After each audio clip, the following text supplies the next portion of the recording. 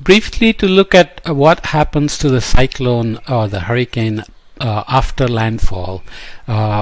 Right off the bat, we know that if the cyclone makes landfall, then the energy source, which is the ocean and the heat content, is cut off.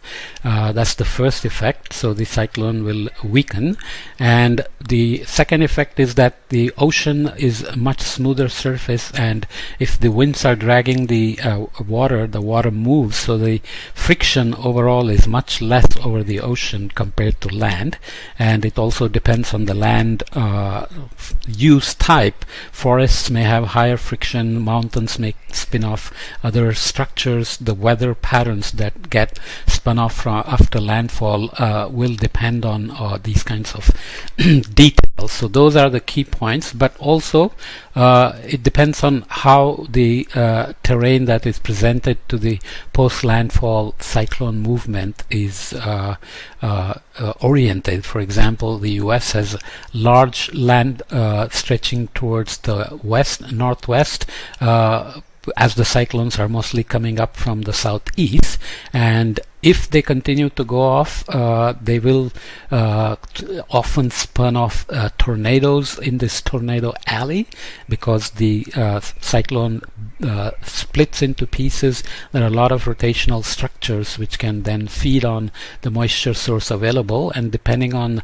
the circulation, counterclockwise, you may also get more moisture being fed in from the ocean, or if it goes off in more towards the west than from the Gulf of Mexico, which is typically very warm, and so on and so forth. The exact path of the cyclone will depend on details. I think this is Cyclone Gaston from 2004, if I'm not mistaken. You can look it up. It came off onto land here and made landfall, but it went off on the ocean and then continued to remain a cyclone, and then became extratropical, transition to an extratropical storm. I don't know if it remained this extratropical cyclone, but typically, as we saw before, they go northwestward and then become northeastward as they transition into extratropical storms. Sandy, of course, made record by making a sharp left turn and crashing into New Jersey and New York, and created havoc, really serious, unexpected havoc.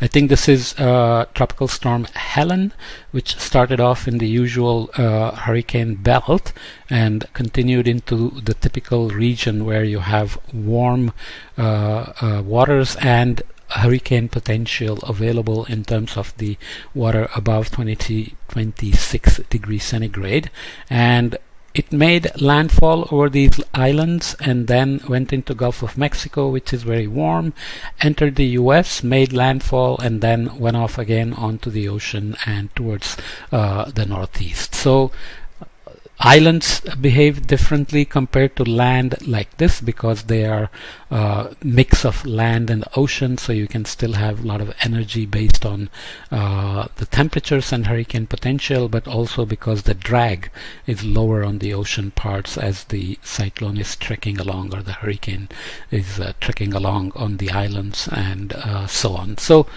essentially, the point is that the details of the landfall, or what happens to the structure of the hurricane after landfall, depends on many factors. The main one being that the energy source usually is cut off, and secondly, the friction on land is much higher, and the system tends to break down. The more recent attention to the North Indian Ocean cyclone formations in the Indian Ocean, as we said, the cyclone season is split into pre-monsoon and post-monsoon. I think we will return to this a little bit later on. And usually the Bay of Bengal, which is warmer, tends to dominate the cyclone seasons. Almost, I think this typically gets, let's say, about 4 or 5 cyclones per year. Typically this will only get 1 or 2, but the post-monsoon season, Arabian Sea is becoming much more active now. But nonetheless, the pre-monsoon, May is the typical season when the monsoonal circulation has already been set up. So a lot of moisture is being already brought into the Indian subcontinent. So when the cyclones form either in the Arabian Sea or the Bay of Bengal, they can actually demand moisture and modify this circulation, and we don't know the details in terms of how this circulation affects the cyclone structure, growth, rapid intensification, moisture loading of vertical structures, inertial stability, and so on and so forth. But one could conjecture that if you look at Cyclone Taukte, which formed here and rapidly went eastward and then up the coast and made landfall in Gujarat and then went off towards the northeast towards Delhi, and it remained active for several days. It isn't clear yet whether this kind of monsoonal circulation, which is very strong by May, actually somehow feeds, especially the moisture feedback from the Bay of Bengal for this counterclockwise circulation, whether that's extending the life cycle of the cyclones after landfall. Just for another example, we can look at what happened to Cyclone Yash, which formed also in May, just about 10 days after Cyclone Taukte, and it also continued on land after making landfall in Odisha into Jharkhand, Bihar, Uttar Pradesh, and so on. So this has to be understood as well. Okay, so there is the ocean warming role, there is rapid intensification, there is a slowing down of the cyclones, maybe stalling near the coasts, and then what is happening on land based on monsoonal circulation, and whether this behavior is very different for the post-monsoon cyclones.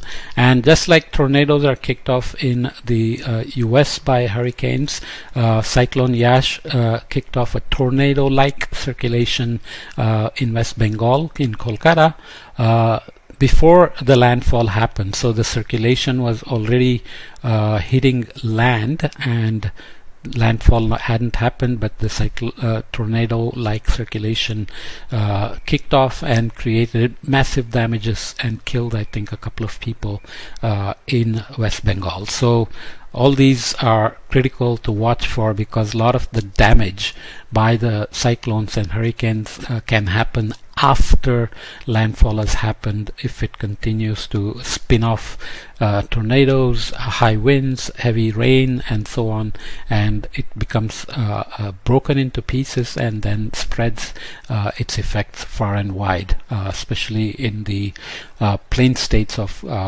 US and now also parts of Asia where typhoons hit.